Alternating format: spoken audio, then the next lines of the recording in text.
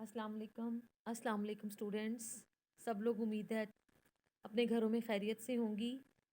اچھا بیٹے، آج ہمارا جو لیکچر ہے وہ تشکیل پاکستان کے بارے میں ہے، اور میاں بشیر احمد نے یہ مضمون تحریر کیا ہے تشکیل پاکستان. جیسے کہ اس کے عنوان سے ظاہر ہے کہ یہ پاکستان کے بننے کی کہانی ہے. میاں بشیر احمد مرحوم ہماری قومی و ملی اور ادبی تاریخ کی ایک نمایاں شخصیت ہیں. انہوں نے تحریک پاکستان میں بڑھ چڑھ کر حصہ لیا، بلکہ اپنی پوری صلاحیتیں قیام پاکستان کے لیے وقف کر دیں. وہ قائد اعظم کے قریبی ساتھیوں میں سے تھے. ہمارے نصاب میں شامل ان کا مضمون حصول پاکستان کے پس منظر، مسلمانوں کی جد و جہد اور اس کے مختلف مراحل کی داستان ہے، بلکہ تحریک پاکستان کی قدم بہ قدم داستان اور تشکیل پاکستان کے مختلف مراحل کا مختصر خاکہ ہے. اس کے مرکزی خیال کے بارے میں ہم یہ کہہ سکتے ہیں کہ تشکیل پاکستان محض ایک ملک کی تقسیم یا محض زمین کا ایک ٹکڑا نہیں تھا، بلکہ مسلمانان ہند کی قربانیوں اور جد و جہد کی ایک طویل داستان ہے. اورنگزیب عالمگیر کی وفات کے بعد برعظیم میں مسلمانوں کا زوال شروع ہو گیا تھا. شاہ ولی اللہ دہلوی، شاہ عبدالعزیز، سید احمد شہید نے مسلمانوں کے اصلاح احوال کی کوشش کی، لیکن زوال کو نہ ٹالا جا سکا. 1831 میں سید احمد کی شہادت کے بعد بہار میں فرائضی تحریک جاری ہوئی، اور 1857 میں جد و جہد آزادی میں شکست ہوئی تو مسلمان زیر عتاب آ گئے.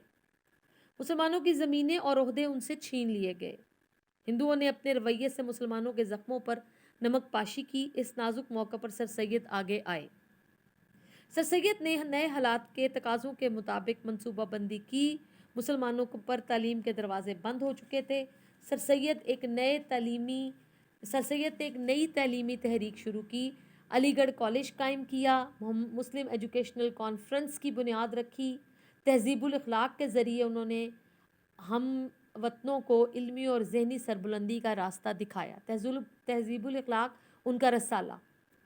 1867 میں جب ہندوؤں نے ہندی کو دفتری زبان بنانے کی کوشش کی، سر سید کی دور رس نگاہوں نے اندازہ لگایا کہ اب ہندو اور مسلمانوں کے درمیان جو خلیج پیدا ہو رہی ہے اسے پاٹنا مشکل ہوگا.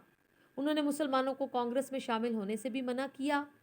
سر سید کی وفات تک مسلمانوں میں خاصی بیداری آ چکی تھی، اور سر سید کے رفقا میں محسن الملک، خالی، نذیر احمد، ذکاء اللہ، وقار الملک اور شبلی نعمانی نے سر سید کا مشن جاری رکھا.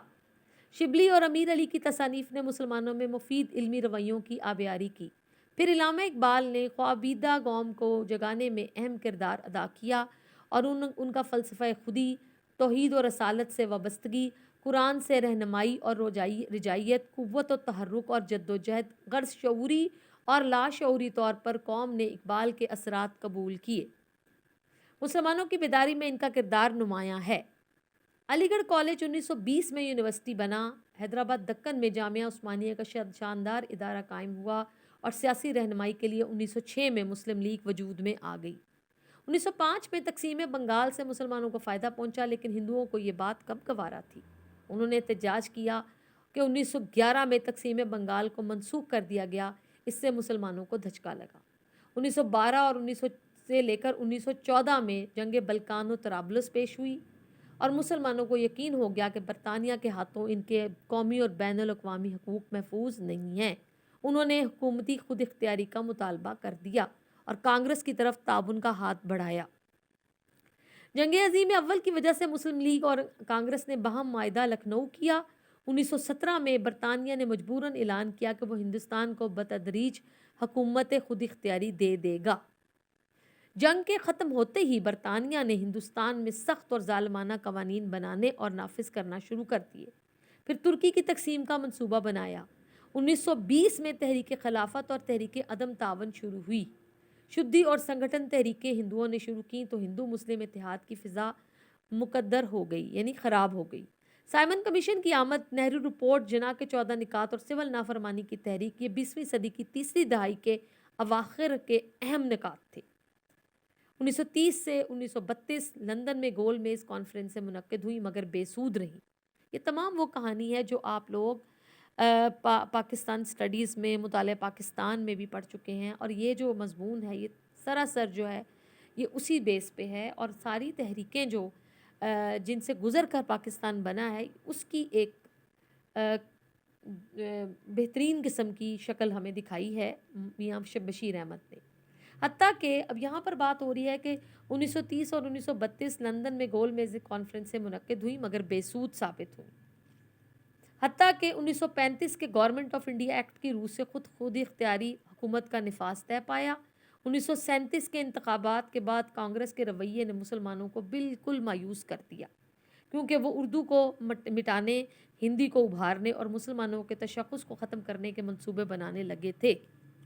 اس نازک دور میں 1940 میں قرارداد پاکستان سے اسلام ہند کی جدوجہد کو ایک نیا رخ مل گیا۔ اب آزادی کی تحریک تیز تر ہو گئی، یعنی یہاں سے آزادی کی تحریک کا آغاز ہوا تھا، اب یہ آزادی کی تحریک تیز تر ہو گئی تھی۔ 1944 میں گاندھی جناح ملاقات اور 1945 میں شملہ کانفرنس بھی ناکام رہی۔ 1946 کے انتخابات میں ہندوؤں میں کانگریس اور مسلمانوں میں مسلم لیگ کامیاب رہی۔ ہندو مسلم اختلافات اور بڑھ گئے اور آخرکار برطانیہ نے حالات دیکھتے ہوئے ہندوستان کو 15 اگست 1947 کو آزادی دینے کا اعلان کر لیا۔ قیام پاکستان اسلامی دنیا کے لیے ایک عظیم الشان واقعہ تھا۔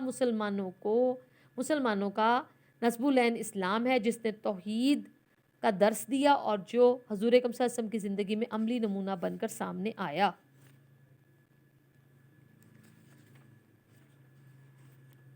جی، آخرکار برطانیہ نے حالات دیکھتے ہوئے ہندوستان کو 14 اگست 1947 کو آزادی دینے کا اعلان کر دیا۔